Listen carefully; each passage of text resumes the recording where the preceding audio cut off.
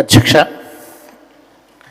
ఇటీవల రాష్ట్ర ప్రభుత్వం ప్రైవేటు టీచర్లకు కూడా ప్రొఫెషనల్ ట్యాక్స్ విధించాలని నిర్ణయం తీసుకున్నట్టు వార్త చదివినటువంటి నేపథ్యంలో ఆ రిలవెన్స్లో నేను ఈ విషయం ప్రస్తావిస్తున్నాను. అధ్యక్ష, ఇవాళ రాష్ట్ర వ్యాప్తంగా దాదాపు 12,000 ప్రైవేట్ పాఠశాలల్లో 38 లక్షల మంది విద్యార్థులు చదువుకుంటున్నారు. వీళ్ళకి చదువు చెప్పడం కోసం 3 లక్షల మందికి పైగా ప్రైవేట్ టీచర్లు పనిచేస్తున్నారు. అధ్యక్ష, అంటే రాష్ట్ర విద్యా వ్యవస్థలో 50% పైగా విద్యార్థులను ఈ ప్రైవేట్ టీచర్లు తీర్చిదిద్దుతున్నారు. అధ్యక్ష, విషాదం ఏంటంటే వీళ్ళ సంక్షేమము, వీళ్ళ ఉద్యోగ భద్రత, వీళ్ళకు ఉండే కనీస హక్కులు, కనీస మర్యాద పూర్తిగా విస్మరించబడుతుంది. అధ్యక్ష, వీళ్ళలో ఎక్కువ మంది మహిళా టీచర్లు ఉంటారు.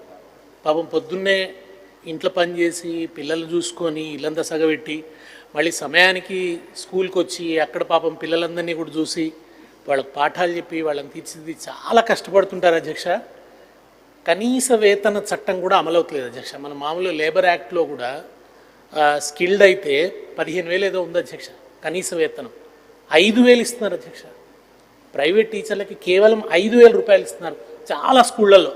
అంటే రోజు దినసరి కూలీ కూడా అంతకంటే కూడా తక్కువ ఉంది. అధ్యక్ష, వాళ్ళ జీతం. అటువంటి పరిస్థితులలో ఈ రాష్ట్రంలో కొంతమంది ఉద్యోగులు పనిచేస్తున్నారంటే అది మొత్తం మన వ్యవస్థకే అవమానకరమైనటువంటి విషయం. అధ్యక్ష, వీరిలో మెజారిటీ టీచర్లు కనీస వేతన చట్టం ప్రకారం జీతాలు అందడం లేదు. పని గంటలు కూడా చాలా ఎక్కువ. అధ్యక్ష, వాళ్ళు ఉదయం 8:30, 9 గంటలకు పోవాలి, 4:30, 5ంటికి టీచింగ్ అవర్స్ అయిపోతాయి. ఇంక మళ్ళీ ఆ తర్వాత వాళ్ళకు మన పిల్లలకి స్టడీ అవర్స్ అని మరొకటని అదనపు పని గంటలు కూడా వాళ్ళు పనిచేయాల్సి ఉంటుంది.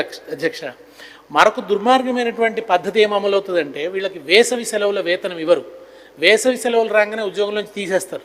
మళ్ళీ తర్వాత వాళ్ళను ఉద్యోగంలోకి చేర్చుకున్నట్టుగా రికార్డ్స్లో పెట్టి వాళ్ళకి అసలు వేసవి సెలవుల వేతనాన్ని ఎగ్గొడుతున్నారు. మనకు చట్టం ప్రకారం 20 కంటే ఎక్కువ మంది ఉద్యోగులున్న సంస్థల్లో పిఎఫ్ ఖచ్చితంగా అమలు చేయాలి. 10 కంటే ఎక్కువ మంది ఉంటే ఈఎస్ఐ కల్పించాలి.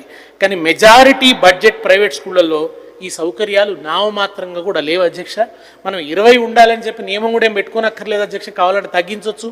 10 మంది ఉన్నా సరే వాళ్ళకి ఖచ్చితంగా పిఎఫ్ ప్రయోజనం కల్పించే విధంగా చర్యలు తీసుకోవాల్సిన అవసరం ఉంది. అధ్యక్ష, హెల్త్ కార్డులు లేవు, ఇన్సూరెన్స్లు లేవు.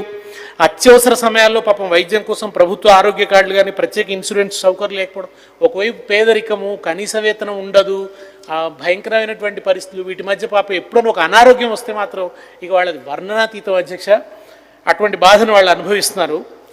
ఇటువంటి ప్రైవేట్ టీచర్ల జీతం నుంచి మీరు ప్రొఫెషనల్ ట్యాక్స్ నెలవారీ 150 నుంచి 200 వసూలు చేయాలని మీరు డిఓలను ఆదేశించారు. టీచర్ల కనీస అవసరాలు తీర్చని ప్రభుత్వం పన్నుల వసూలుపైన దృష్టి సారించడం పట్ల చాలా వ్యతిరేకత వ్యక్తం అవుతున్నది. గత దశాబ్ద కాలంగా పెండింగ్లో ఉన్న పన్ను బకాయిలను ఇప్పుడు చెల్లించాలని ఒత్తిడి తేవడం అన్యాయమని టీచర్ల సంఘాలు వాదిస్తున్నాయి. వీటిని చాలా సీరియస్గా పరిగణించాలని నేను ప్రభుత్వాన్ని కోరుతున్నాను. ఓకే, ఆనరబుల్ మినిస్టర్ గారు.